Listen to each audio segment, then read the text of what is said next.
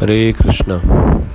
श्रीमद् भगवद गीता यथारूप अध्याय 4 श्लोक संख्या 37।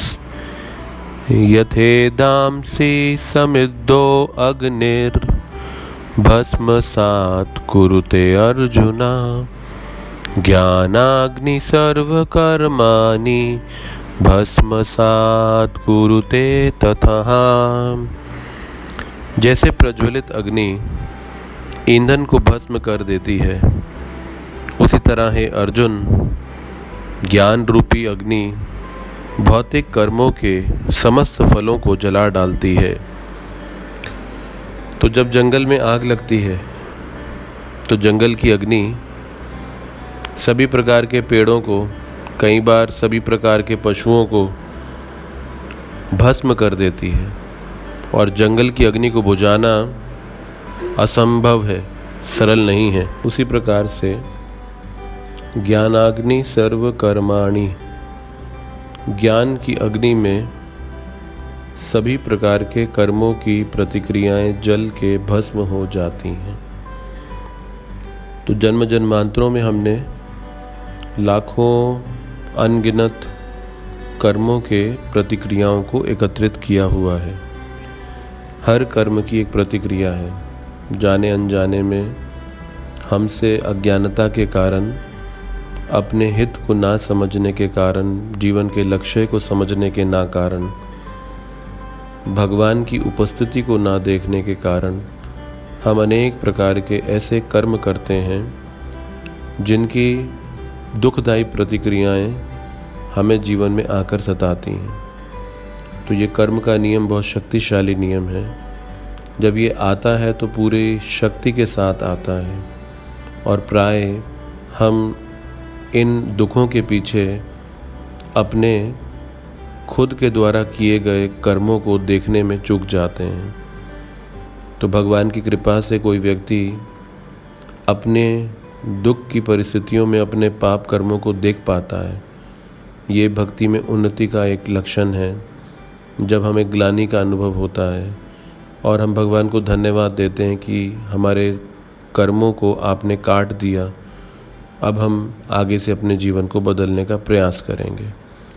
तो इस प्रकार से जब तक ये कर्मों की प्रतिक्रियाएं शून्य नहीं हो जाएंगी, तब तक बार बार हमको जन्म लेना होता है। और इन कर्मों की प्रतिक्रियाओं को शून्य करने का तरीका यहाँ पर बताया जा रहा है।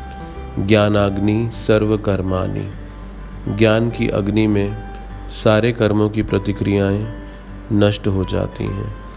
लेकिन ज्ञान है क्या? ज्ञान है भगवान को प्रसन्न करने के लिए जीवन जीना। अब जब भगवान को प्रसन्न करने के लिए जीवन जीना है तो वो निस्वार्थ भावना से होना चाहिए। वो एक यज्ञ के भावने से होना चाहिए। यज्ञ का मतलब भगवान को प्रसन्नता के लिए कार्य करना। तो जब निष्काम भावना से, निस्वार्थ भावना से भगवान को प्रसन्न करने के लिए कार्य किए जाएंगे, ये है ज्ञान की अग्नि, जिससे सर्व कर्माणि भस्मसात्, जिससे सारे कर्मों की प्रतिक्रियाएं जो हैं भस्मसात्, शून्य हो जाएंगी। ये बड़ी शक्तिशाली विधि है।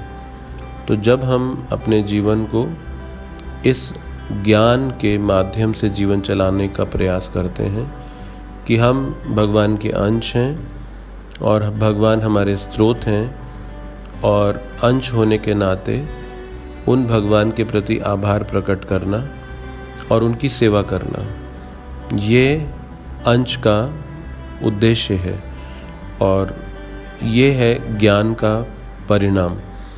तो किसी को ज्ञान प्राप्त हुआ है, ये पता चलेगा कि उसने उसे अपने जीवन में कितना अपनाया है। इसीलिए इस श्लोक में भस्मसात् कहा जा रहा है। तो भस्मसात् मतलब शून्य, समूल विनाश हो जाएगा। अगर कोई इस जीवन में जो भी सामर्थ्य, जो भी शक्ति, जो भी उसको इंद्रियां, साधन मिले हैं, उससे वो भगवान को प्रसन्न करने का विचार मात्र करना शुरू कर दे कि मैं किसी प्रकार से भगवान को प्रसन्न कर पाऊँ इस जीवन में। ये जीवन बहुत क्षणिक और छोटा है, और अगर हमने कई जन्म ऐसे ही बिताए, लेकिन इस जन्म में जब हमें ये मार्गदर्शन ज्ञान मिल रहा है तो अब हमें इसे व्यर्थ नहीं होने देना चाहिए। इस ज्ञान की अग्नि में हमारे सारे कर्मों की प्रतिक्रियाओं को भस्म हो जाने देना चाहिए।